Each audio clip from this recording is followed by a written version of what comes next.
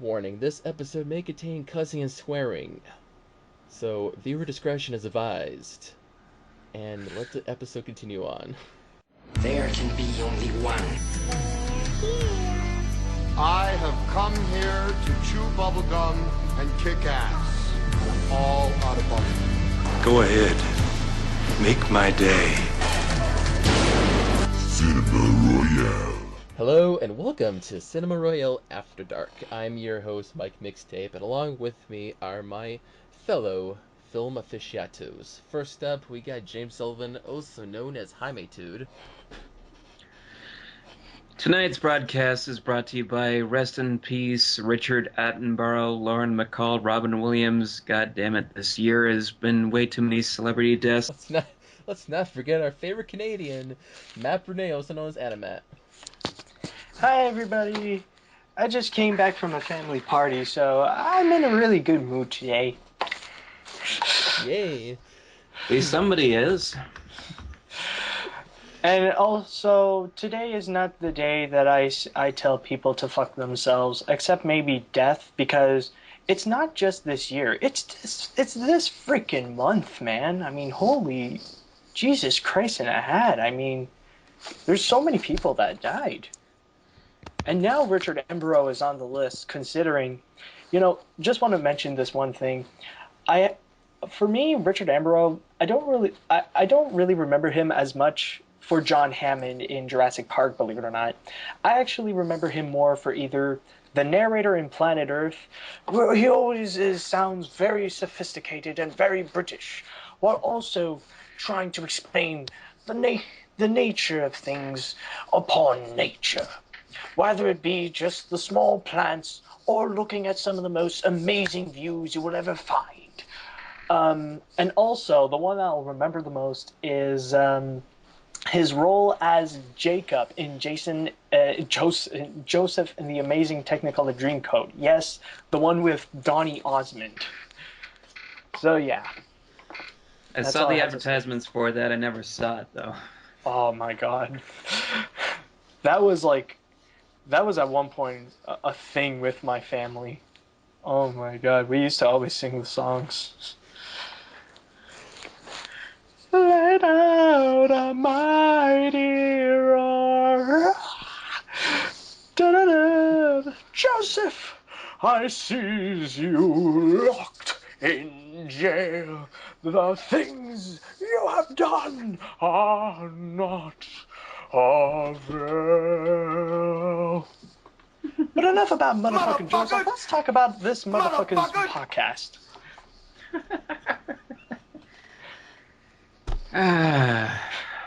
Fuck you, man. Fuck you. What did I do?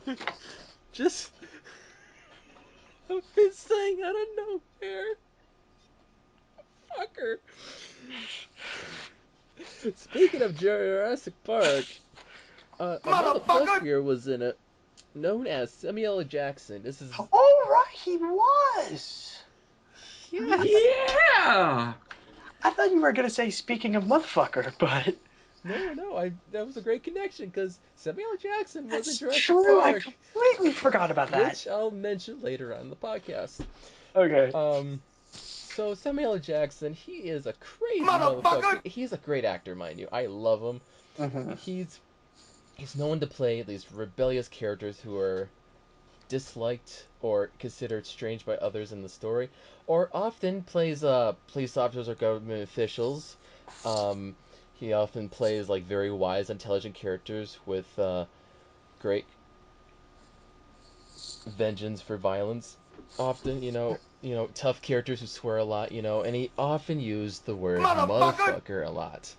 Proof is in the pudding with the supercut of motherfucker that launched 3 weeks ago on YouTube. Oh, yes. That was fun. That was mean, fun to watch. I mean, god damn, he's just says motherfucker every time, and we're gonna say it in this podcast. And I'm gonna have a counter in the corner of the podcast and see how many times we say motherfucker. This is gonna be those very rare videos where I'm actually gonna swear a lot. Yes. It's about as rare as me dropping an F-bomb right in the sponsor. Yeah, really. So, let's start off the schlocky fest of Samuel Jackson with James Sullivan. Take it off. Okay, so as we have noted already, um, Samuel L. Jackson is has been quite known to be typecast in certain roles, and for some odd reason, he's very much remembered for the gangster roles that he has. Um, so I decided, and that I guess this is due to movies like Pulp Fiction and Jackie Brown, where he plays, in fact, gangsters who drop F-bombs all over the place, just about. And so I decided to go ahead and pick, like Mike said, the other side of Samuel L. Jackson, the more some of the more intelligent characters that he plays. So I'm going to start off with a film that, if memory receives me, was not quite as well received, uh, but it is a Michael Crichton based movie adaptation of a book known as Sphere. And this movie, I used to have a poster for it. It's probably in my closet somewhere. Was a very intelligently written, or at least in my opinion, uh, thriller, sci-fi thriller uh, regarding a group of people who are on a mission deep down in the depths of the ocean, at the very, very, very bottom of the ocean, where they have discovered a spaceship. And what they discover on that spaceship is that it is from the future. It was run by humans who traveled back into the past somehow, and there's a giant sphere on this ship. And what do you know? There is a certain inkling that a lot of the people want to do when they see this sphere is they want to study it, and they want to try and get inside it, even though it doesn't appear to have any doors.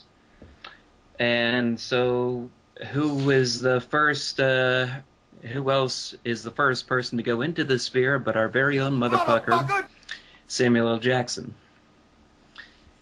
Who comes out? In the book, he spent several hours in there. In the film, he just sort of spends about 5 minutes inside the sphere and comes out the other end with superpowers. But With the best part, superpowers? yes, you haven't seen this movie? Honestly, this is No. the first time that I've ever heard of this film, honestly. I never even heard about it um, until today. Yeah, I've heard of it, but I never got to see it personally. It's one of those films that I see on Netflix. I'm like, oh, should I check this out? Maybe not. I don't know. Well, I've sort of given given enough away there. But in terms of in terms of Samuel L. Jackson's plot, part of the plot there, he's a certain type of scientist who has been recruited, and he's not the lead actor in this movie. He's one of the three lead actors. It's Dustin Hoffman, Sharon Stone, and Samuel L. Jackson. It's also got Peter Coyote and Queen Latifah. Yes, Queen Latifah dies in this movie. She gets attacked by jellyfish. Jellyfish? There is a good creature feature movie, The Killer Jellyfish. Yes. No, I could just imagine. No, I just imagine Queen Latifah trying to reenact the scene from Finding Nemo, but horribly screws up. You, Yeah, man, we got Queen Latifah. you can't catch me, boy, boy, boy, boy. Wah! Yes. Uh, but in this movie, there is a bit of a message about power, and or in this case being given certain kinds of power, and whether or not human beings are that whether or not Michael Crichton, I should say, believes that human beings can be trusted uh, with power or too much power. So does it give out the Uncle Ben speech, pretty much? No, it's more the antithesis of the Uncle Ben speech. What what makes movies like Spider-Man and basically every Marvel superhero film work is that you have power in the hands of the right individuals. This is a film in which you have power in the hands of an individual, or maybe even more than one. Woo-hoo. Right. Is it? Which But is it the wrong individual that gets it? It's not that they're the wrong individual. It's just a power that's beyond their control. So a bit like Elsa in the beginning of Frozen, in a way. Oh. It's like Imagine that being the central focus of the film, mhm. and you kind of sort of have Sphere. Okay. But Jackson's performance in there, I didn't know he could sing either. He sings in the shower in one scene, and he's singing Valley High from Pacific. He's got hidden talents. He's got, well, it's not the first time I've heard him sing. He was also singing in The Long Kiss Goodnight, but he was doing sort of a bluesy thing there. He does sound like a blues person. I'm sticking my phone in my right pocket. And but yeah, here he had a hidden interest in show tunes. Who knew? Oh. I like Michael Crichton features in particular because they're not just ordinary science fiction. They try to make it real by incorporating it as much of actual science and science what we would know as gobbledygook, but it's not gobbledygook. And here in this movie, there's a lot of theories that are being tossed about. It's actually very intelligently written if you have the ability to keep up with it. So I would highly recommend it. Okay. Okay, yeah. All right, I can dig that. Very good balance. Mike, have you seen Sphere? Okay. Speaking of powers of unknown and superheroes, Matt has a film that features something like that. Yes. I'm not 100% sure, but I think this could be his debut in an animated feature. Also, I'm not 100% sure. Feel free to correct me on that, but I think this is his first time that he ever appeared in an animated film. And of course, the one that I'm talking about is the favorite Pixar film, The Incredibles, the 2004 Brad Bird film regarding a family of superheroes, with the dad, Mr. Incredible, trying to having a bit of a midlife crisis and trying to relive his moment, which suddenly brings his entire family his entire family who also have like superhero abilities to go like be in the superhero business a bit. And honestly, I have to say, um, this is a fine example of a pic of the creative writing of a Pixar film. It really takes the genre, like it takes the entire genre of what we know in superhero movies, and they take it to a whole new level. Like they try to incorporate how it would work on our society, a bit of a history of like the rise and fall of the superheroes and stuff like that, and how the government would like keep it a bit hush hush of who the superheroes are, like as they're trying to live a normal life. And it's really interesting to see that. It really is interesting. It really does make The Incredibles credible. Like, you would actually buy the fact how there are a family of superheroes, like, actually living in the real world, and this is how they would react in the real world and how they would try to fit in and all that stuff. It really is interesting, and it really is a shining example of the creative writing and the creative works of Brad Bird. But anyways, back on to Samuel Jackson. He plays a friend of. Hold on, I wonder if he has a real name. Yes, he plays a good friend of Bob, Mr. Incredible, ever since the superhero days. Lucius Best, also known as Frozone, and Frozone, he tries to he tries his best to try to blend in to make sure like to live a normal life. He's mostly the buddy that joins in to Bob's shenanigans. Like Bob wants to be the one to relive the glory days, but Frozone just wants to, just go with the go with the flow with Bob, but go with the flow to live a normal life.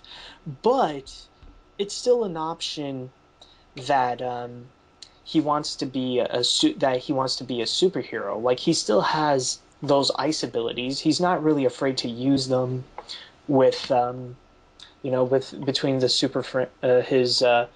his super friends and all that stuff. So yeah, that's pretty much what I have to say for Frozone. It's still Samuel Jackson, but not it's still like the Samuel Jackson type of character, but not an extreme Samuel Jackson character. He's more calm. He's more collective. He's more the kind of person where he wants to live a normal life, but he knows when it's best to use his superpowers, like in a major emergency, like when the giant sphere robot came into Metropolis. So that's pretty much what I would have to say. Mm-hmm. It deserves an applause. Oh, thank you. That was just beautiful. Oh, didn't expect that, honestly. And so well put together. It's like you rehearsed it. I just made it up, I swear. With the Incredibles, I remember it's they do have that they do have a little bit more of that gangster angry side to Jackson's character, except what makes him work is that it's toned down to the level of what would be acceptable for a family film. Mm-hmm. Mm-hmm. Mm-hmm. So the most you ever see of that side that people seem to give him so much credit for is right when he's looking for his super suit and he's going, Mm-hmm. "You tell me where that suit is, woman." You tell me what that super suit is, woman. Where is my the great good? suit? Gotta love. That's the best scene. My super suit. Great and good. I am your wife. I am the greatest good you will ever have. Oh. God. I was about to mention that. That was the best scene. It is. It just, Also, Mhm. I want to mention. Also, there's another thing that I really want to mention. I don't know if you guys seen it. Have you ever seen the short, "The Adventures of Mr. Incredible"? This is a little Eh, bonus thing. What? It's a little the bonus. one with Mr. Skipperdo. Yes, with Mr. Skippadoo. It's like a bonus thing. Have you seen the commentaries for that? It's with the real Bob Parr and Frozone. It's so funny. And like they even go a little further with that. There's at one point Frozone actually complains. It's like, what is this? I'm white. Why did he make me white? Like, well, he He's looks blackish. This is like tanned. It is. Trust me. Like you guys gotta go see the commentary of the Adventures of Mr. Incredible. It is so funny. Oh, the yeah that whole segment was made basically to poke fun at how superhero TV shows, Saturday morning shows used to be. yeah, like during the Uh, '60s, like with Spider-Man or like Batman or stuff like that. hmm Yeah, it we yeah they could play it. They could basically. There's a lot of cartoons out there, period, where they just played palette swap with the source material, and no one complained, or no one really gave much notice to it. Mhm. By the way, Uh, I just checked on IMDb. Sorry to interrupt, but apparently, the guy who plays Mr. Incredible in that short, like in the show, is actually Pete Docter. mm, Just a little really? thing. Yeah, yeah, like in Huh. the yeah, like when you see his mouth, like the real mouth move, it's actually Pete Docter. Oh, interesting. Mm. Got nothing else there. I guess not. Bye Ooh, bye, whoa, Matt. sorry. What the fridge? Sorry, I think my Skype farted. Skype hates Canada again. Yep. Good old times. Skype hates Canada. Skype hates Canada. Skype hates Should Canada. we blame the presses? Should we or blame society? Or should we blame the images on TV? No, blame Canada. Blame Canada. I remember watching The Incredibles quite some like a long time ago. It's been a while since I've recently revisited it, but Frozone was like my favorite character in the whole film. It's like I laughed when his part came up. I mean, his power is ice. He was like a Sub-Zero from Mortal Kombat.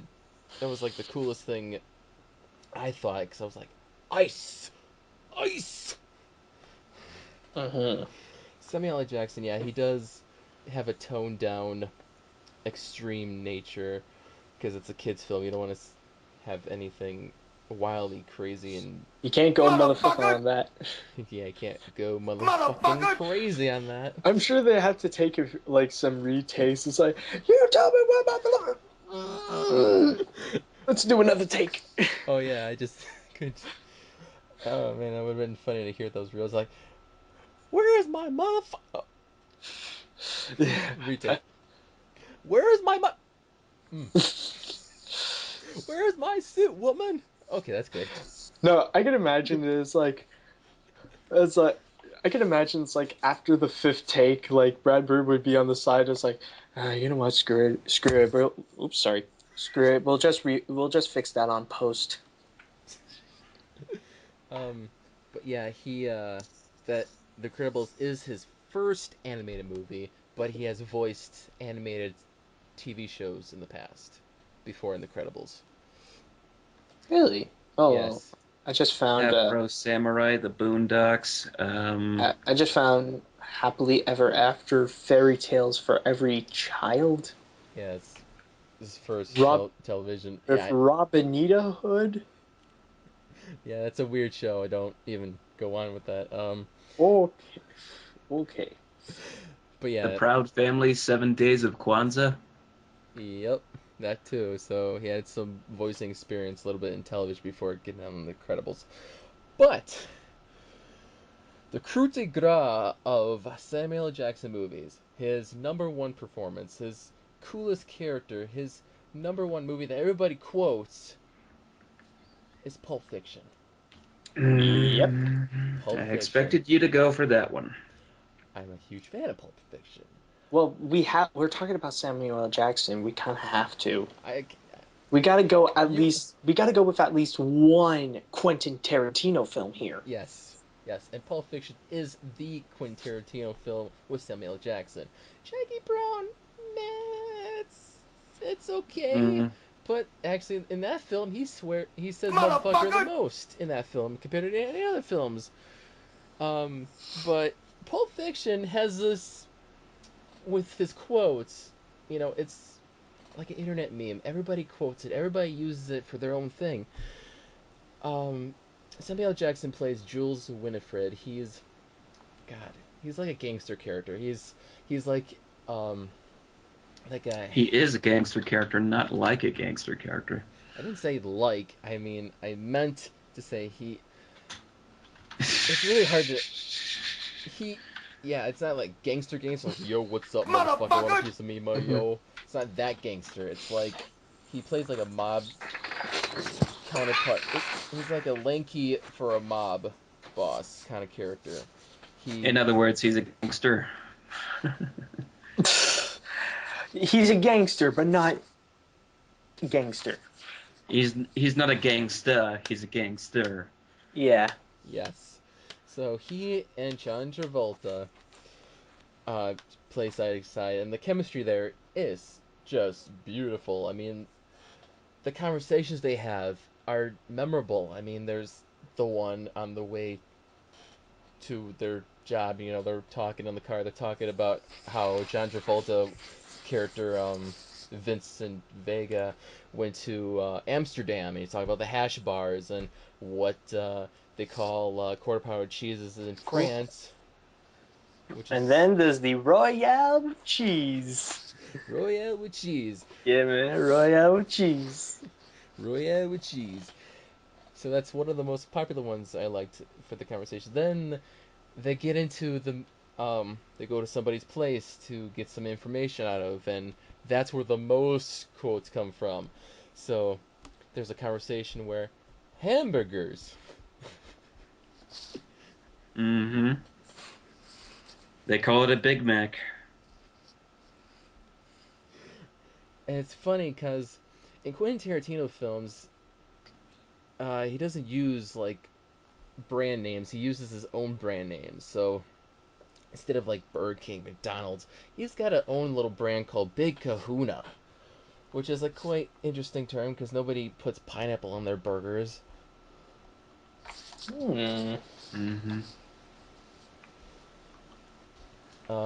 So actually, I do have some sound clips of.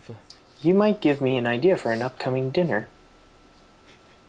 Actually, yeah, that does really sound delicious. I like pineapple on pizza, but on I, burgers. I know, Let's yeah. find out. You should, yeah, Yeah. because you can make your own Big Kahuna burger at home.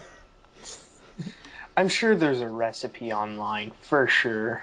I don't know, probably. I mean, it's that Hawaiian burger joint. I hear they got some tasty burgers. I ain't never had one myself. How are they? Good. What if I take one? Yes. Mm-mm. This is a tasty burger. Vincent, have you ever tried a Big Kahuna burger? Want a bite? They're really tasty. I ain't hungry. Well, if you like burgers, give them a try sometime. Me, I can't usually get them because my girlfriend's a vegetarian, which pretty much makes me a vegetarian. I do love the taste of a good burger. You know what they call a quarter pounder with cheese in France? Royale with cheese. Check out the big brain on Matt. You're smart, motherfucker. That's Yay! right. That's the metric system. Can That's I why he's got have that big hair to hide his big brain. exactly when I take it out, you're just gonna see like. No, actually, this is sprayed on. This is all sprayed. This is Oh actually a darn. brain. So I mean, there's like the most Do you think there is a real like what's the restaurant name a big again? big Kahuna burger, big Do you think Kahuna. there would be like a like a real big Kahuna somewhere? I've researched it once, and I believe I think there was somewhere. I think somebody made like a big Kahuna place. I don't know for sure. It could be. It wouldn't surprise me honestly, I mean, considering they broke the news not too long ago regarding they opened a Krusty Krab in Pakistan. Like I can imagine there could be like a big Kahuna. yeah. So there's this another scene where he's asking about what does his boss's Marcelo Wallace look like, and that's a hilarious scene. And the Mm-hmm. guy named Bryce like, what? Does he? Yeah. Does he look like a bitch? What ain't no I country I've ever said, no does he look like a bitch? what ain't no country I ever heard of? They speak English and what? What?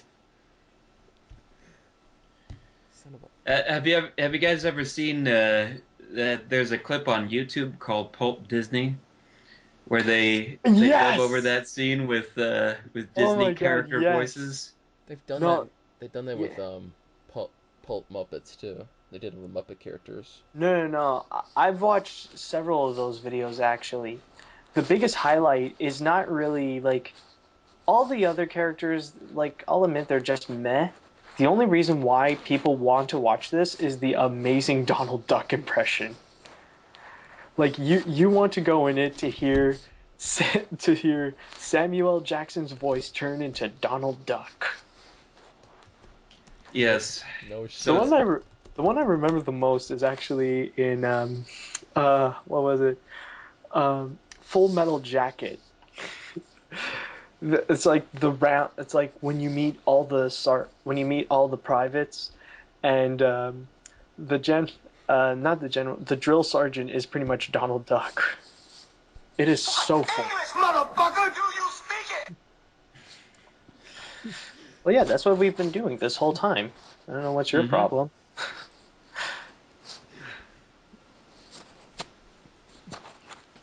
Yep. Does he look like a bitch? What? Does he look like a bitch? No! Then why you trying to fuck him like a bitch, Fred?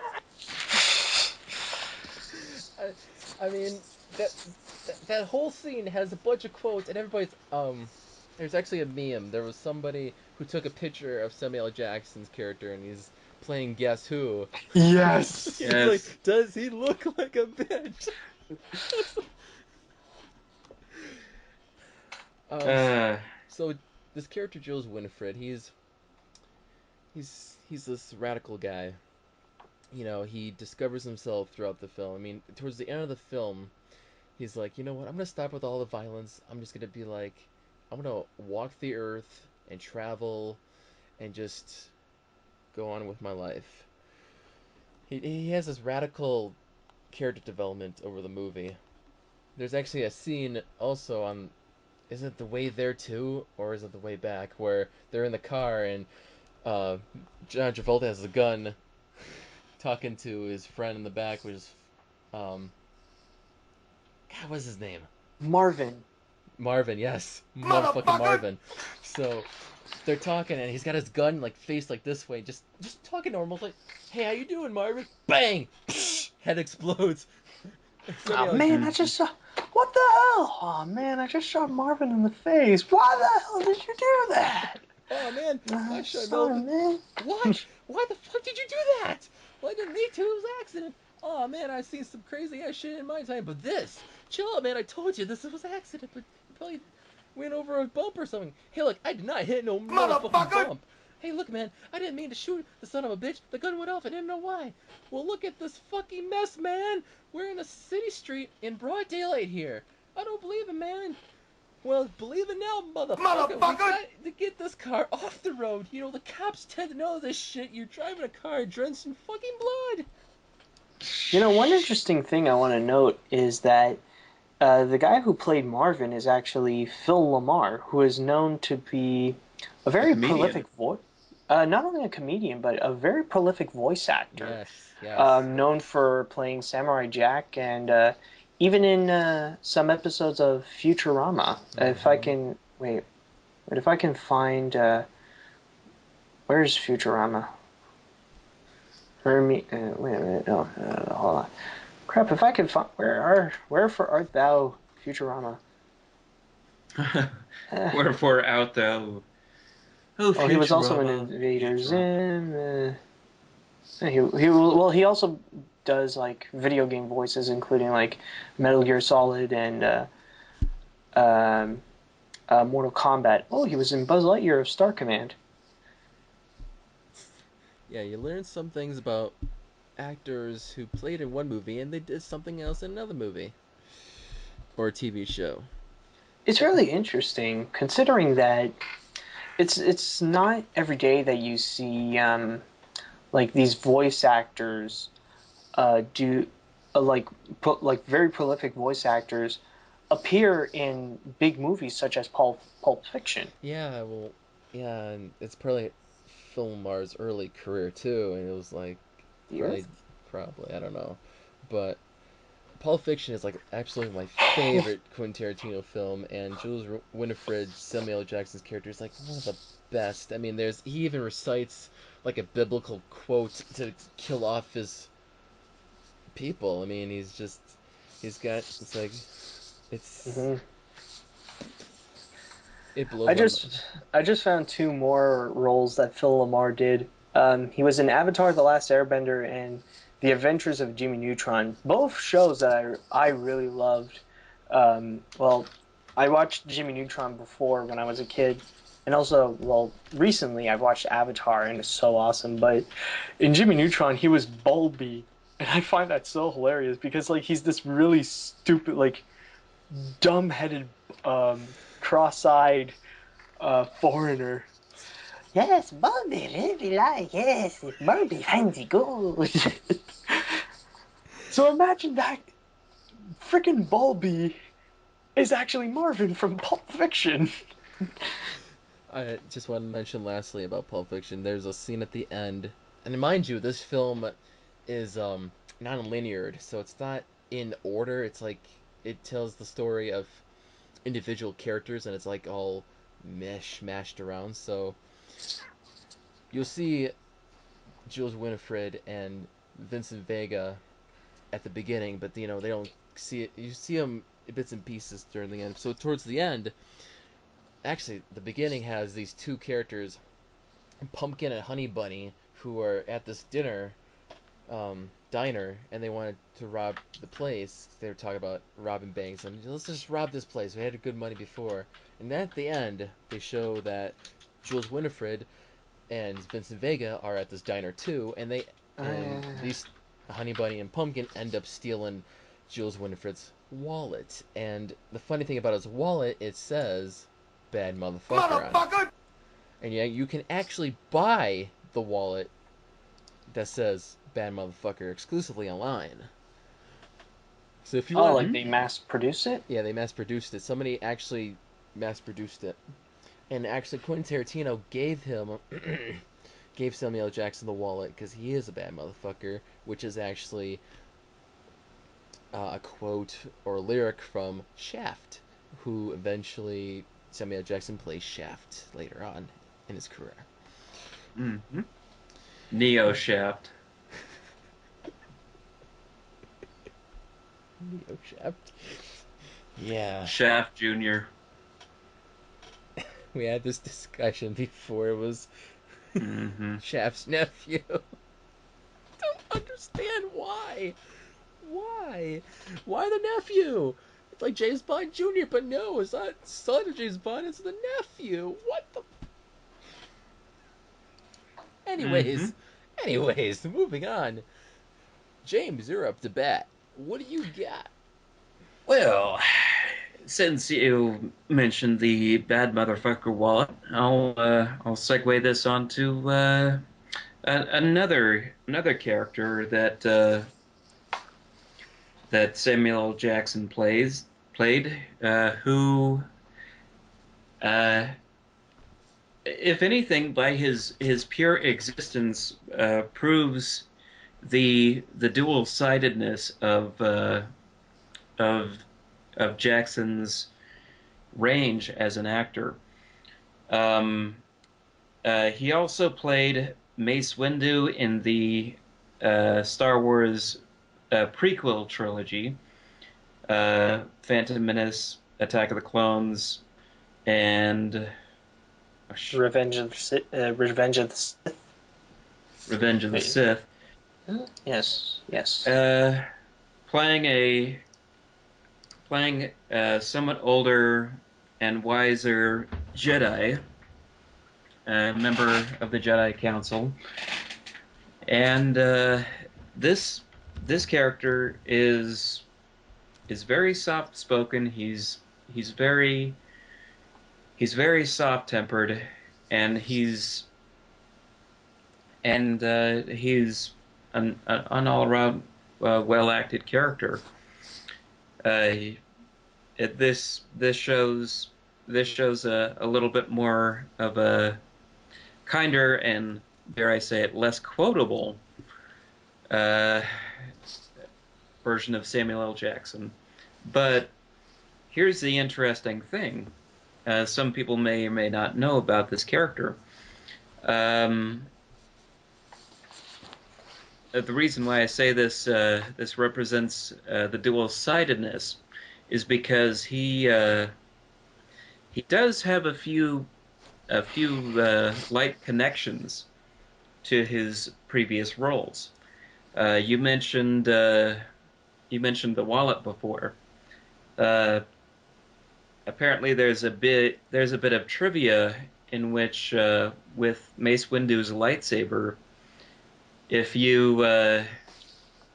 one were to actually take a close up look at it, and maybe there's a point in the series, I don't know, but the prop was designed to have the letters BMF on it. I just want you to know, Donald. Hold on.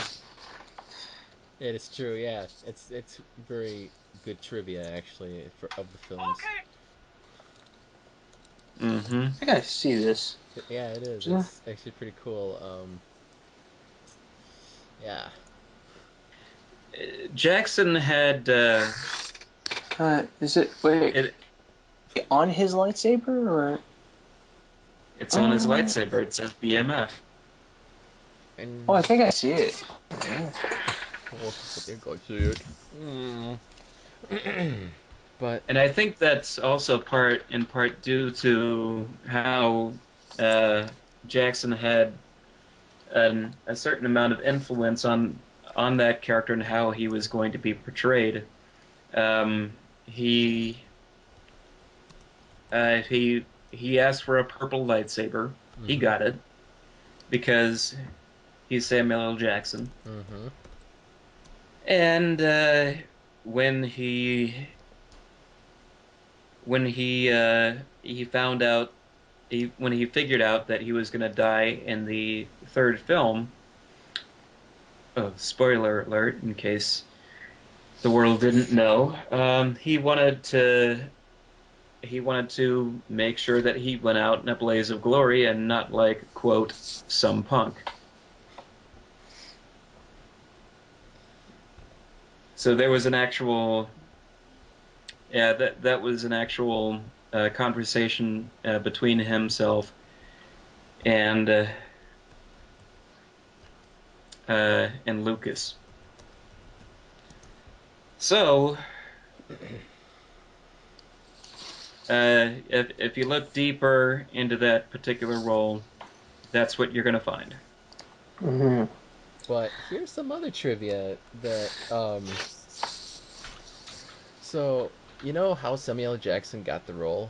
You know who was originally cast as Mace? Who? Guess Just guess just guess who auditioned to play Mace. And George Lucas considered him before. Hmm. Would it be? Would it be? Would it be? Would it be? Would it be? Snoop Dogg? Close. It was a rapper. 50 Cent? Mmm. Wow, like it was just out of the blue for Snoop Dogg. I never thought I would be close with that. Um, You refer to the prophecy of the one who would bring balance to the Force. You believe it's this boy. Soldier Boy? No. I'll just tell Ain't you. nothing but a Jedi party. I'll just tell you, motherfucker. I swear to God, I was reading this one day. I was like, what? Tupac. Tupac? Tupac before he died. Oh my God, really? He auditioned, and George Lucas was considering him for the role until he died. And after he died, I had to cast somebody. Samuel L. Jackson will work. Oh well, I can't really use his dead body for Mace Windu, so I decided to get a living actor, and that's why I got Samuel L. Jackson. You know, I Yeah. can't really do much with a dead body. I can't do it. Todos quieren más de lo bueno, como más TV. Con Charter TV, todo el HD que quieres ya. I even What heard are you that. looking at? He's looking at something Spanish. I have my headphones on. How do you hear it? How do you hear something that's on my headphones? I don't have the external speakers up. Everyone can hear. See, I know I can't hear you because I don't have my headphones on. Oh. You know, the one thing I will mention is that we really do live in an unfair world where Tupac is unfortunately no longer with us, yet Jar Jar Binks will always be in the Star Wars franchise, you know? I guess it's something different. I'll stick them in when I re-release the old movies. You know, you can't stop me. I'm George Lucas. Well, no, actually, I don't really care much for Star Wars. That's Disney's problem, not mine. Yeah, I'm J.J. gonna Abrams is directing the new one. I have creative consent on it, but it's all his work now. Oh, don't blame. God. But now it's the situation where, you know, you don't blame me, you blame Bob Iger. It's his problem. Whoa, boy. Oh my God. Yes, James. We are very aware of everybody's favorite toy in Saints Row. Oh my I god. can't believe that exists. I just stumbled across that looking for purple lightsaber. It's a purple lightsaber, all right.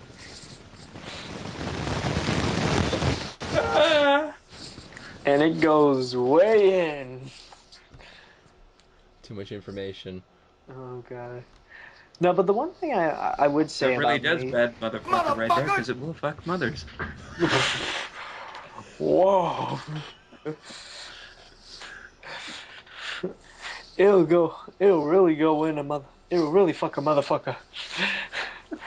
No, but the one thing I will say about Mace Windu is that it, like, for a big franchise like Star Wars, it's kind of weird how it's not really Samuel L. Jackson's most memorable role. He is very calm. This is really outside of his league, so he's not really as memorable, both for a role for himself, neither in a role for Star Wars, unfortunately. I barely remember any parts of him in Star Wars. Like, you would mostly remember, like, for the prequels, you would mostly remember things like Anakin or Yoda or Obi-Wan or like stuff like that, or Emperor Palpatine. The most that I remember with Mace Windu would be the scene, well, his spoiler alert, death scene, where he fights off Emperor Palpatine, and like it's at that point where like we see Anakin entering the dark side by killing off Mace Windu. So, like, it's not really his most memorable role, nor is it the most memorable role in a Star Wars film. I barely really remember him much in there, but it's still an intriguing character. I'm sure a lot of Star Wars fans will find him more of a very like unique character, considering he has a really important role in the Jedi Council. Like he's pretty much up there with Yoda. Mm-hmm. I personally stayed away from the Star Wars prequels, so haven't seen the films personally. I know of the character. I know the Force is strong in this motherfucker.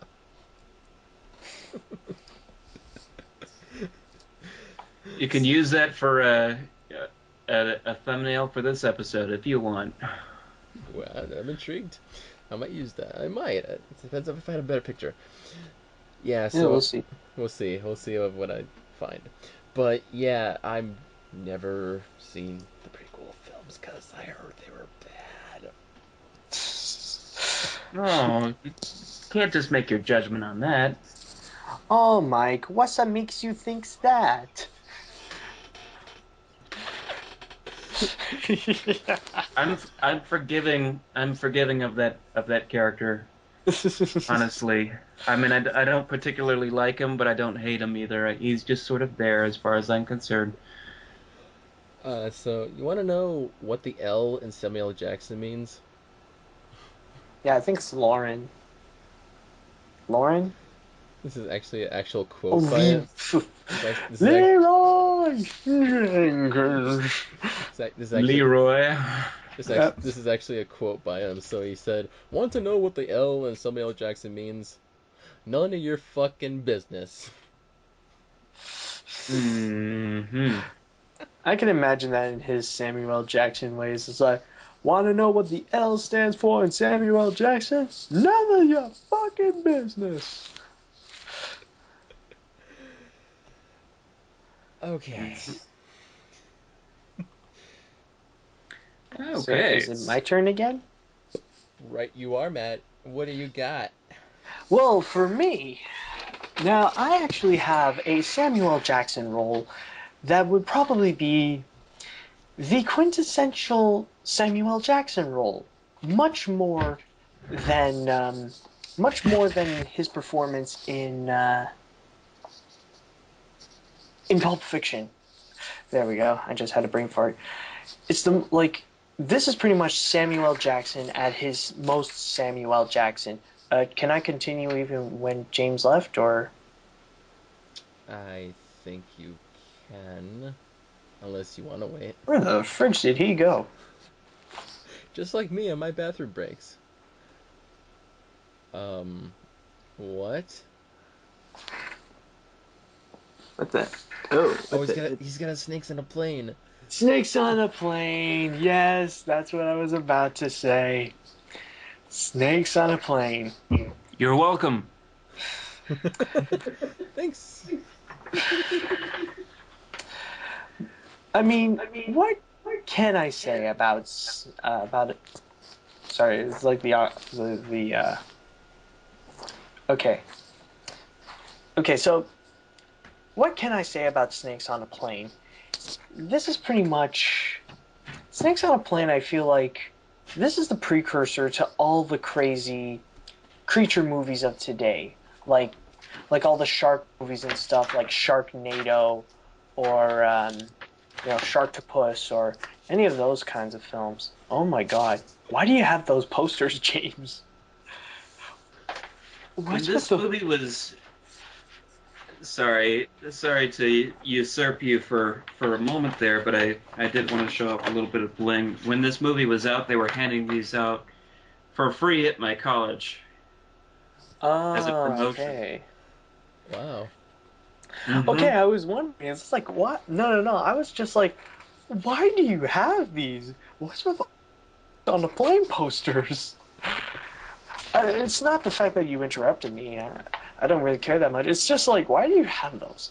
But anyways, like I said earlier, Snakes on a Plane is pretty much the precursor of all those creature movies of today, like Sharktopus or Sharknado or stuff like that, because it has the exact same appeal. This isn't really for the story. There isn't really much of a... Like, this is about seeing a movie where it's exactly what you're expecting. It's called Snakes on a Plane, and it's about snakes on a plane. Like, this is like what more do you expect? Like, this is a guaranteed film where someone is not going to come out disappointed and like be sad that the snakes are not on a bus or something. It's freaking Snakes on a Plane. You come in to see snakes on a plane, and you get snakes on a plane. And Yes, but can you get them on a train? I was just thinking that, James. The asylum, you one bastard. one vehicle at a time, James. And the thing with Snakes on a Plane is that it's pretty much that. You get all different kinds of snakes like popping out of everywhere, attacking people and stuff like that. It's not really about the characters or stuff, it's just the snakes. I mean, you get like you even get that like those two drunken teenage couples banging on the bathroom door. Banging on the bathroom door. But yeah, like they were having sex, and then like the snakes bite him and stuff like that. And then you get one guy peeing in the bathroom, and the snake comes in, and it's like let me give you. I like to get the D. It bites his dick off, and like you get all sorts of combinations like that. And Samuel L. Jackson is pretty much the cherry on top of this crazy cake. Because, like, Samuel Jackson, he's just being his crazy self in this situation. And plus, like, you get a lot of motherfuckers, then you get the classic line, I've had it with these motherfucking snakes on this. What? Wait. Motherfucking snakes. Enough is enough! I have had it with these motherfucking snakes on this motherfucking plane! Everybody strap in! I'm about to open some fucking windows. No, you Because got the quote wrong. It's monkey biting snakes on this Monday through Friday plane. no. It's monkey fighting snakes on Yes, this fighting. Monday to Friday play. That is messed up. Because the thing is, Samuel L. Jackson really makes it work in this. Because the idea of snakes on a plane is such a crazy concept. So who else is going to stop this crazy scenario than a crazy motherfucker like Samuel L. Jackson? And that's what you need. Like, you need a crazy man. You need a madman to handle this madness. Oh yeah. And like the only other important character really is the guy who Samuel L. Jackson is trying to save, but nobody really remembers him. And also Kenan Thompson, who's also in the movie. Like, he's the guy who, like, the other black character, and actually ends up saving the day with Samuel L. Jackson by, controlling landing a plane, which his only experience is through a PSP game. That's it.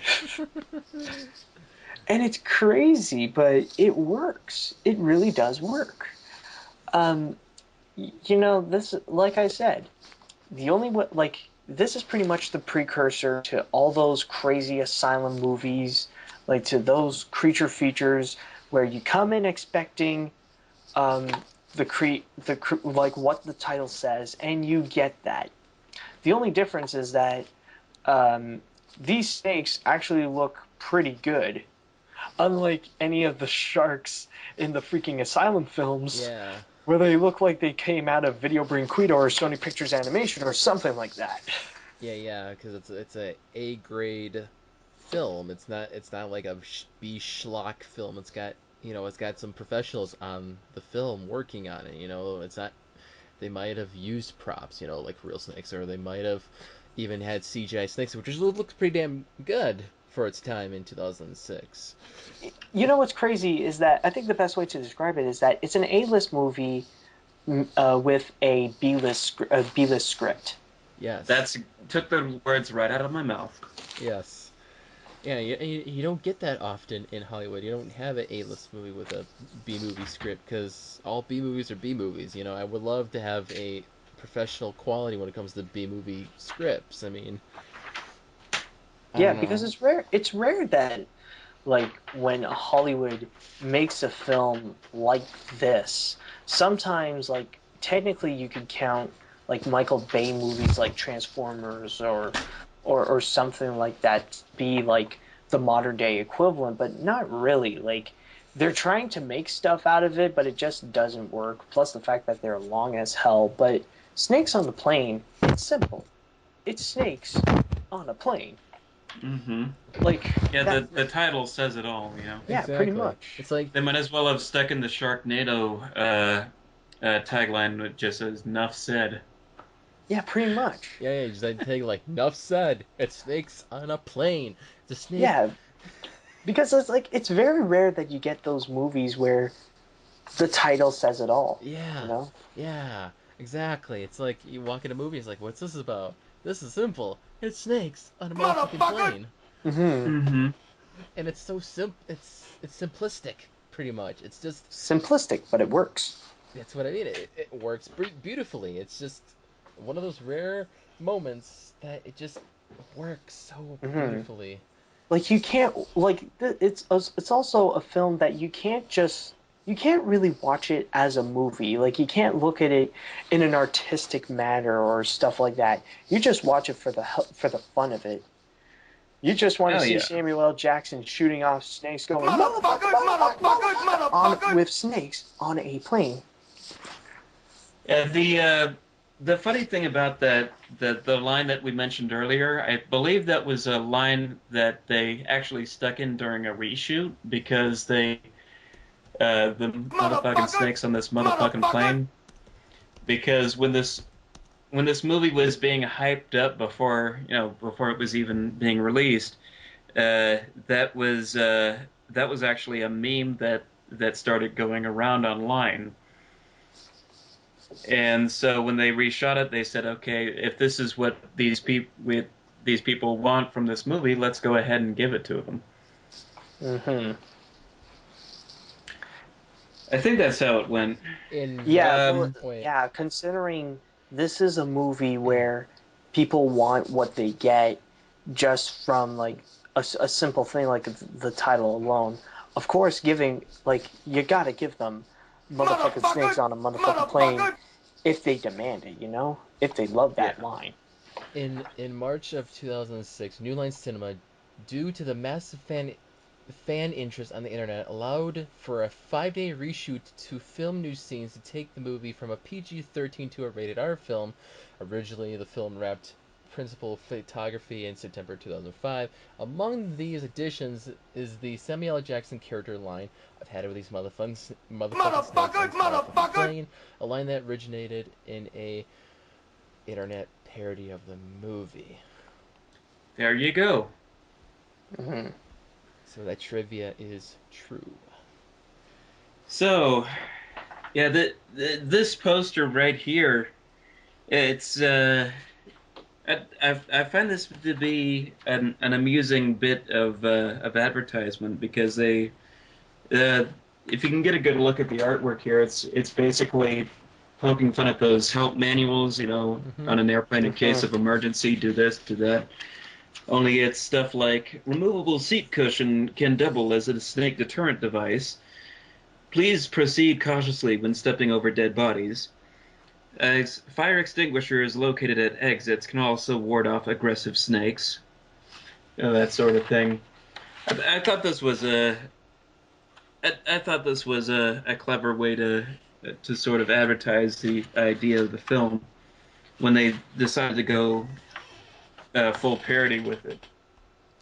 But here's one last thing that I want to mention, and you guys might flip because you're not gonna know this. Oh. Uh, the legacy of this film is still being felt in pop culture, and I have evidence in the, in this strangest way. Um, Hmm? Uh, you will not believe what TV show referenced this movie. It is a show on the Hub Network. It is not. No. No, not that No. show. Are you No. serious? That show? The It, show it's that not. the show that takes pulp culture references to the max. My It's My Little Pony. Friendship is Magic. no, it's not. Okay. What? What other hub It, show? Transformers. it's Littlest Pet it's Shop. Littlest Pet Shop. What? What? The Wait. show How? Wait. the How does it reference Littlest, it? How? Littlest Pet Shop. I'll set the premise up here for you. The premise of this episode is that Blythe, the girl who works in the Littlest Pet Shop, her father is an airplane pilot. So they announce that there's going to be a special new kind of of uh, of airplane for pets only, and they're calling it the Pet Jet. So there's a in the show's style, which I dare say, even as a fan of the show, I can acknowledge that that they're that they're somewhat biting My Little Pony with the way that it goes about, and I'm used to that. But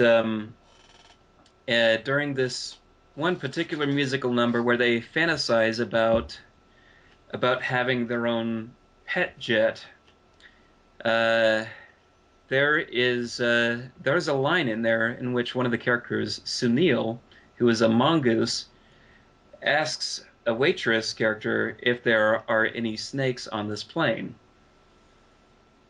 And I have the Come fly the pet, friendly skies. We take pets of any size. Climb aboard, it's time to jet. Wait, don't leave. I'm not on board yet. Pedicure with the snack. Hey, these seats go way back. Hey, watch it. Are there any snakes on this plane? Snakes? Sorry, sir, we're not that insane. No, you ain't seen nothing yet. Till you fly pet jets. Okay, folks, I have a little pre-flight checklist here. Please make sure your seatbelts are securely fastened. Also check your shoelaces are tied snugly. During the flight, there will be no tail chasing or dancing. Oh, man. Okay, let's go! Around the world, up in the air. You can hop out anywhere. Can you take me to Old Bombay? I'm going to Moose Jaw. Is that on the way? No, you ain't seen nothing yet. Till you fly pet jet. Okay, we seem to be heading into some turbulence here. We'll just activate the Pet Jet Cloud Parting Machine and get this cleared up.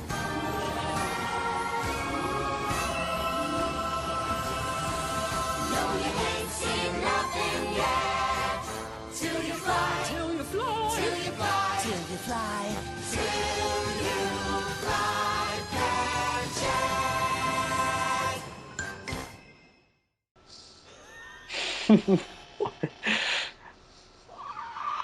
Wow.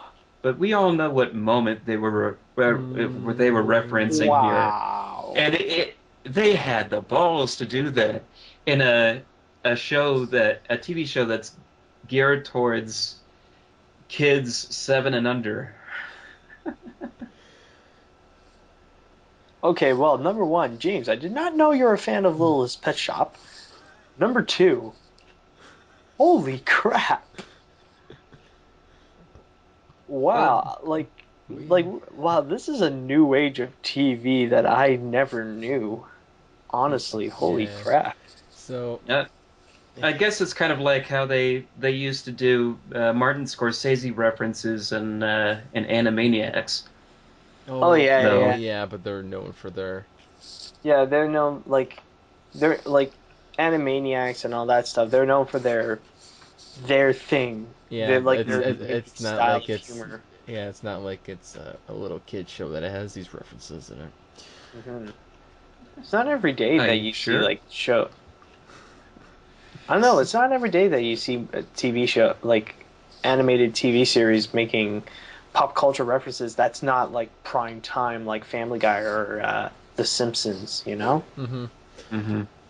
So I'm looking at the trivia for Snakes on a Plane. Guess what the fake working title was that was written on the clappers. You're gonna get a kick out of this. What? Just guess what the fake working title was. Just Motherfucking snakes. no. The plane. It was, I believe it was something serious like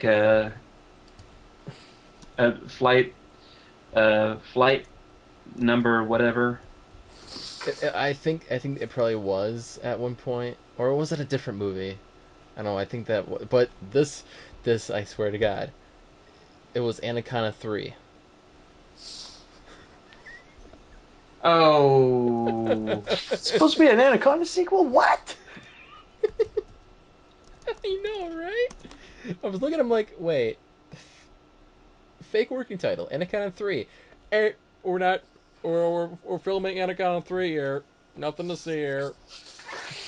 I thought that was the I thought that was the title that they put on the movie reels that they filmed that they shot out to the theaters as a Probably, joke. probably it was on the clappers too. So we're cutting like Anaconda 3. Anaconda 3 without anacondas. Yeah, and it's funny how the actual Anaconda 3 has David Hasselhoff in it. Mm-hmm. But that's a whole nother story. Wow. I guess I'm grateful that Anaconda has not even gone to the route of planes because snakes are the plane over to eat. Mm-hmm. Yeah, if it were called Anaconda 3, it wouldn't be the hit that it is today. Like it's like the reason why it's popular is all thanks to the it's all thanks to the title. Like I would say Oh agree with. yeah, oh yes, definitely, definitely. Mhm. But I was just reading some random trivia about Samuel Jackson, and growing up, his idol was Errol Flynn, and he dreamed about being a movie swashbuckler someday. Hmm. So could you Like imagine? pirates? So could you imagine Samuel Jackson playing a movie swashbuckler? Like a pirate? Yeah, that's what a swashbuckler was. It was a pirate in basic Isn't terms. that the same? Isn't that the same sort of thing? Well, when you're using lightsabers, you're technically using swords anyway, so that's like swashbuckling. Oh yeah, A bit. it's a modern swashbuckler. Yeah. Only it's in a it's a long, long fantasy time ago in a it's a galaxy far away.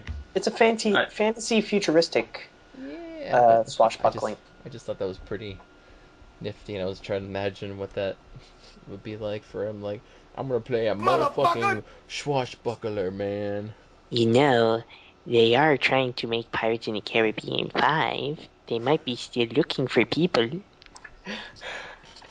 And they were going to do a sequel in space at one point. What, pirates? Pirates in Space.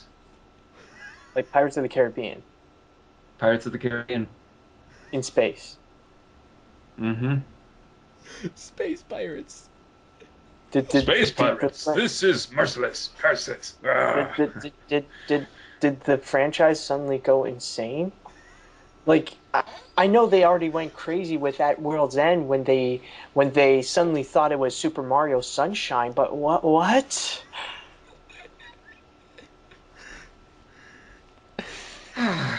Does that blow your mind? All right. So, Maybe they were trying to remake I, Treasure Planet. oh God, yes. I really hope that does not happen. Please don't send Jack Sparrow to space. Mm-hmm. Oh. Samuel Jackson has the rare occasion happen to him where he had played characters where they've been eaten by both a shark, which we mentioned last episode, which is the Deep Blue Sea, Mm-hmm. and a dinosaur. which brings to Jurassic Park. Oh, yes. Deep Blue Sea sucked. Oh, there's Ooh, your I'm sorry, go on. there's your good 2 thing you cents. weren't there. Good thing you weren't there last week. We actually had no, not last week, last time, because me and Sylvie we had a major battle, not because of Deep Blue Sea, but it was Finding Nemo versus Shark Tale. Oh boy. It was crazy. You should see the episode, man. That battle was crazy. Came out of nowhere, and I totally forgot about it until I was recording. I was like, "Oh my god, this is epic." Team Nemo or Okay. Team Shark Tale? Yes. No, it's Team Team Nemo Nemo all versus the way. Team Nemo versus Team Oscar. Yes. Anyways, Jurassic Park. I was not expecting Samuel L. Jackson in this film. Come on, everybody has seen Jurassic Park. Everybody grew up with Jurassic Park. I was actually at a young age, kind of watched it, and growing up now, Samuel L. Jackson, I'm like looking at the film and I'm like, oh, okay, he's in this. All right, he plays this what is he? He's like a technician at Jurassic Park. He's trying after the shit goes down in Jurassic Park, he tries to, go in the computers, trying to fix everything, but of course, Wayne Knight plays a character in it who has hacked the computers. Like, no, no, no, no, no, no. You didn't say the magic word. You didn't say a magic word. But god damn! But spoiler alert, he gets killed by the dinosaur in the film, and I guess it kind of goes with the trope of horror films where the black man dies. The funny thing is, the first couple of times I watched Jurassic Park, maybe I wasn't paying attention, but it dawned on me eventually that was Samuel L. Jackson's role in the film. I was like, wait a minute, that's Samuel L. Jackson, and then it didn't dawn on me until a couple of viewings that he actually died. Like oh, thank God you're here. Like when the arm comes down, all I saw was an arm. I wasn't paying attention to what skin color it was. I was just like, okay. Someone died. Yeah. Just someone died. I don't know who it was, but someone died. Someone got eaten. Yes. Turns out to be our motherfucker that got eaten. Yeah, the crazy thing that I want to mention about Jurassic Park is that it's one of the, again, kind of like Mace Windu in in Star Wars. It's kind of surprising to know how Samuel L. Jackson was in Jurassic Park. However, when you think about it, it's pretty obvious, because what other black man was there in Jurassic Park? Nobody else. Exactly. That's the thing. It's like, wait, Samuel L. Jackson is in that? Who did he play? Oh, must have been that guy. He played Samuel L. Blackman. Yeah. He played the not white guy. Mm-hmm. But I will say he does have a pretty interesting role in there. Again, outside of what we know him in the Snakes on a Plane or Pulp Fiction style, but really, still a pretty interesting character working on the technical side of running Jurassic Park. I will say. Yeah. Because you don't see him in that role. He's kind of like got the glasses, got like a kind of a nerdy presence. Yeah. He plays like a computer nerd, somehow, but he does have his quirks with says, "God damn." He does swear a couple of times. God damn, yeah. God damn, I hate hackers. Well, goddamn is more of a nerdy swear, Yeah, a lot of nerdy people talk about that. God damn it, I should have took my pill today. Yes, exactly.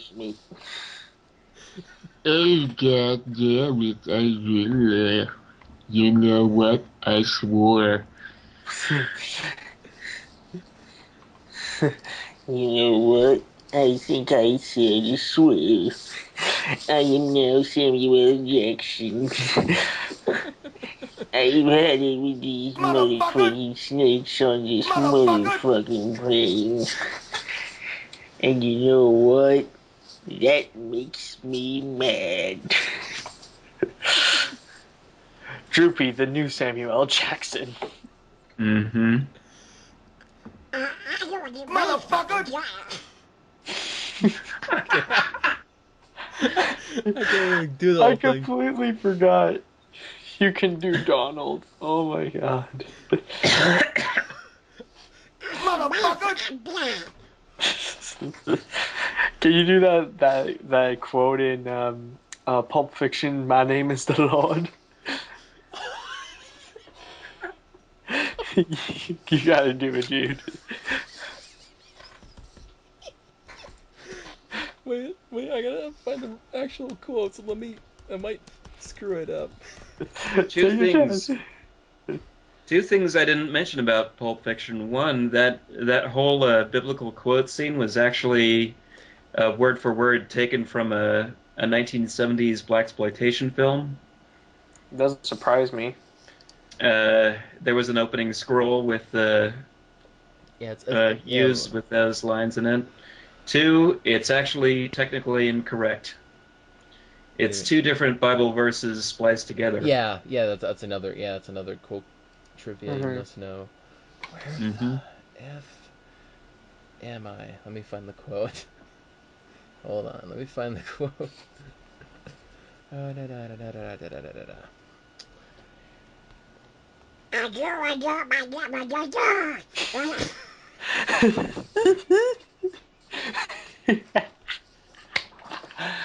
Go on. Oh God, wait. I always do this when somebody laughs, I laugh.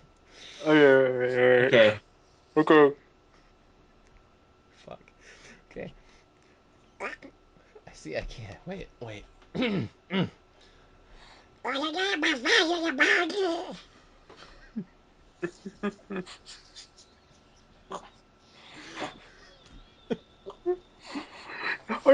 Or cover us. Cover us, dude. Just cover us. And just look at the quote. Yeah, let me just do this. I'm blowing tears out of my eye holes. Yeah, you guys are covered. Okay, and good. The people at home won't see you at all. Sorry, guys, I gotta do this. Oh, okay. Okay, dude, just do it. Oh, God damn it, where'd it go? I just lost the quote. Son of a fish. Where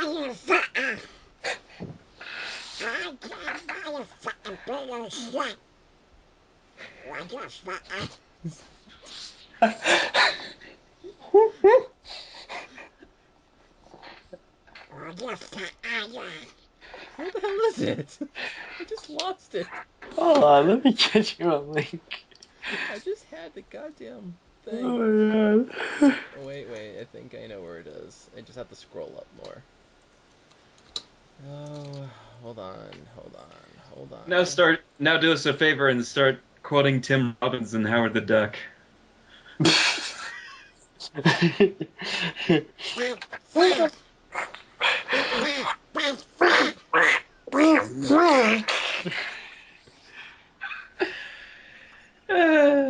Freaking. Hold on, I'm doing my. Oh, the whole thing's right here, actually.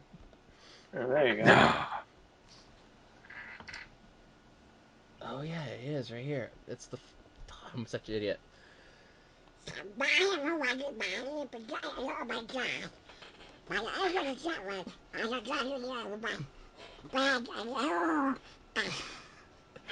What?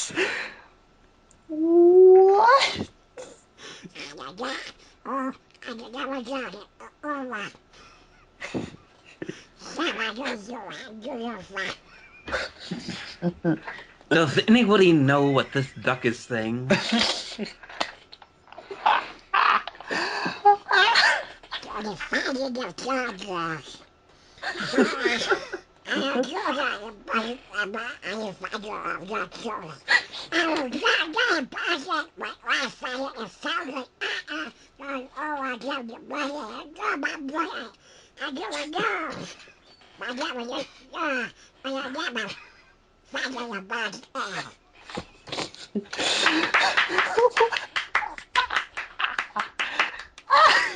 Ezekiel 25:17 and Donald Duck.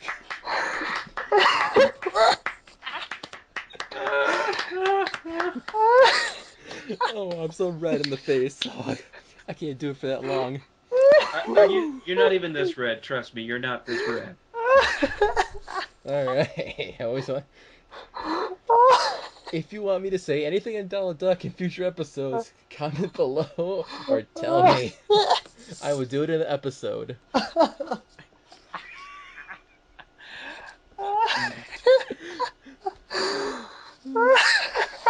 my god. That is a... Oh, wow. Matt is down for the count I now. think I broke Matt.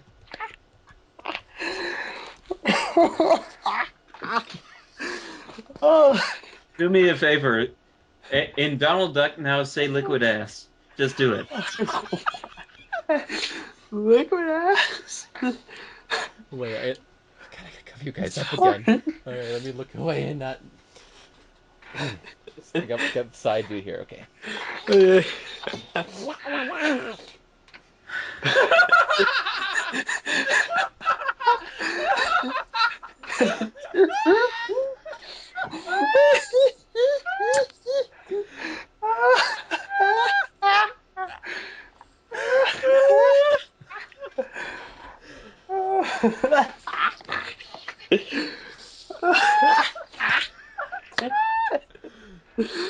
Both of them. Oh my god.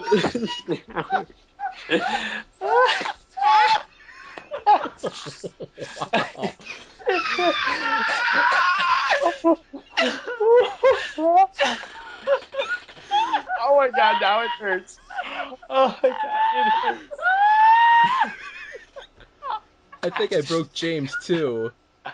Like, Oh. in general, because I think his webcam's not working. It's all frozen and crap. Oh, why is it like that? It freezes. It's weird. Oh, okay. Here. Oh my It's the god. sign that we need to end the webcast. Oh my god. The webcam's like frozen and nobody's seeing you laughing. It's like my Donald Duck impression. It broke your webcam. Oh my, I've never had such a good laugh in a long time. We needed that.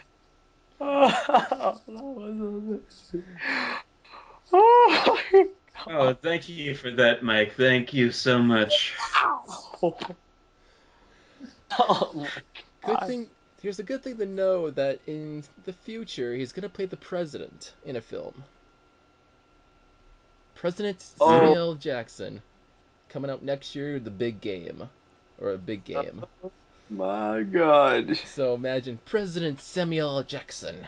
Wasn't he president in RoboCop though? No. He was a news anchor. Okay. Kind of. Yeah, he's kind literally of close. named News the anchors president. only wish that they were politicians. Oh my god, yeah, and I'm seeing this picture. He's next to this kid with a big bow. What the fridge? He's like, it's Samuel L. Jackson in a president outfit on top of a snowy mountain next to this kid with a bow. Well, we can speculate as we learn more about Big Game coming out next year as he plays the president. He is going to be in another Quentin Tarantino film next year called The Hateful Eight. And then he's in pre-production for Tarzan. Tarzan? Oh, he's filming Tarzan. What is this? The 3D action adventure film. Is this a Disney one? It's Warner Brothers. Okay, good. Good. It's not another, like, those, like, Alice in Wonderland or Maleficent bull craps they put in, like, like in the intro, they put in like a rock. It's like, oh yeah, put your faith in what you most believe in.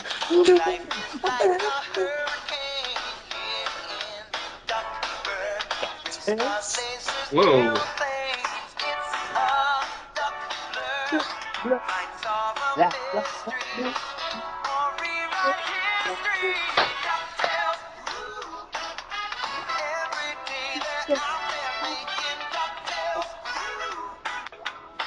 And time's up.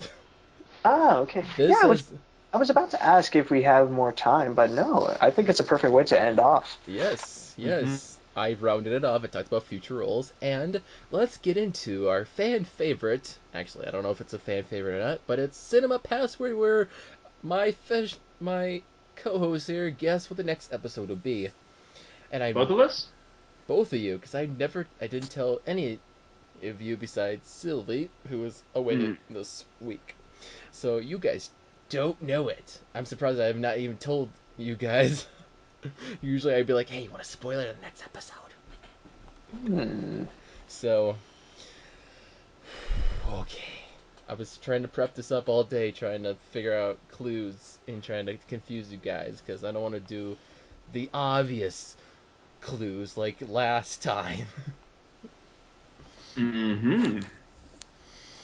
So I'm going to try to... It's an actor. It's an actor. Is he doing something recently? He started out in television with a lead role in a TV series in the mid-'80s. Robin Williams. Robin Williams. And he got his big success in the late 80s. And he's been in lots of movies. Still sounds like Robin Williams.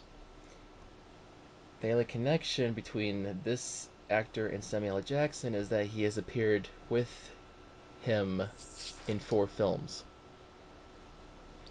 Wait, this may not be Robin Williams. Hold on a sec. Do not think this is Robin Williams. No, it can't be Bruce Willis. Hold on a sec. Crap, hold on. Let me... Could be Bruce Willis. Could be, but we've talked about Die Hard already. Mm-hmm. Let's see. Quentin Tarantino? No, not Quentin Tarantino. He's a director, not an actor. You guys are right, by the way. Bruce Willis. We are? Bruce Willis. Oh, it is Bruce Willis. Yeah, it is Bruce Willis. Yes, because he has appeared with Samuel L. Jackson in 4 films. I mentioned Loaded Weapon 1 in Die Hard, since he made a cameo. Pulp Fiction, he had a role in Pulp Fiction, even though they didn't share screens. He was in Die Hard with a Vengeance, we talked about it in the Die Hard franchise episode. And the film Unbreakable. So Bruce Willis is the next episode. There's a lot of other roles besides John McClane who we can talk about. Yeah, we could go and talk about a few more things. I did stuff. I did more. Don't worry. He's been in a couple animated films that Matt will probably talk about. Couple. The only one that I really know is hold on. The only one that I really know is Rugrats Go Wild. Go Wild. The crossover. He plays Spike. Yeah. But he also had a character named Muddy Grimes in Beavis and Butthead Do America. I've honestly haven't seen those films, honestly. So I might not. So I might actually talk about an animated film for the next one. Over the Hedge 2, mind you. I haven't seen that. Yeah. Over the Hedge, where he spotted in for Jim Carrey at the last minute. No, I think that was for the squirrel. I think that was for the squirrel, not the. Not the What did he? What didn't he? I'm trying to picture who he played. RJ. Who did he play? No, oh no, RJ no, the no, raccoon, you're right, you're yes. right. Oh, it's a raccoon. Oh no, Duh. you're right. It Duh, was raccoon. supposed to be Jim Carrey. Okay. Yeah. But yeah, there's plenty of other films that Bruce Willis has made. You know, even something to talk about, because Die Hard is a franchise. We talked about it. It had some ups and downs, but there's some more ups and downs when it comes to Bruce Willis. He had voice roles. He was acting in other stuff. Okay, I think I know my movies. I know my movies. Bruno the Kid, the animated movie? What the frick? No, never mind. Meh. No, but I got my ideas. I got my. So 2 weeks from now, we'll be talking about Bruce Willis and his films, and I'll just get this out of the way, so because you guys guessed it at the beginning, we will be doing a Robin Williams episode after Bruce Willis. I just figure we have some time between the death and the episode, so we have time to get our thoughts Although collected. we'll talk about it actually, because there are a few things I want to address regarding that. Mm-hmm. Indeed. Well, so there you go. You got your spoilers for 2 episodes. This is the Cinema Royale, motherfuckers. Let's hope you have a nice motherfucking night, because anything that happens after dark is crazy enough for this podcast. I'm your host, Mike Mixtape, saying adios, amigo. And this is Animat saying, "See you later, motherfuckers." Oh, and also, just want to post this. Something I made based on one of Samuel L. Jackson's recent performances.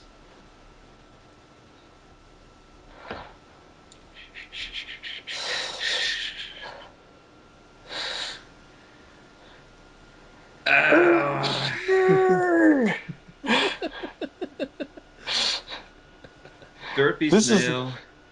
This is literally something I found while I was reviewing, while I was making my Turbo review. Like, literally, I freeze framed at that point, and then I noticed it. I was like, oh my god. And I was a bit in a phase where I fell in love with the Irma Gerd meme, so I decided to do this. And hold on, I have one more. I have this.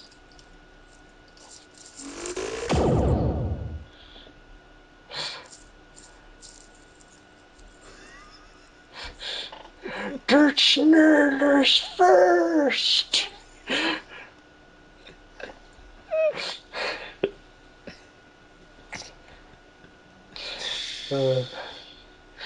It's fun. I think this is how we'll forever remember Turbo. Dirt Nerders first! Mm-hmm.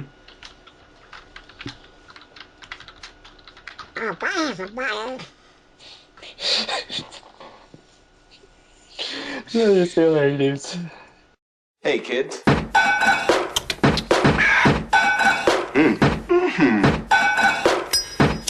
This is a tasty burger.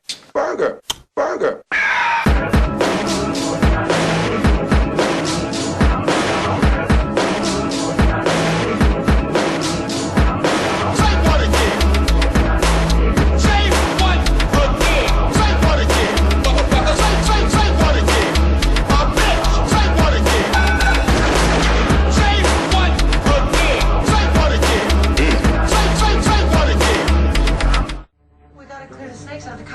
Yeah, clear the snakes out of the cockpit, yeah.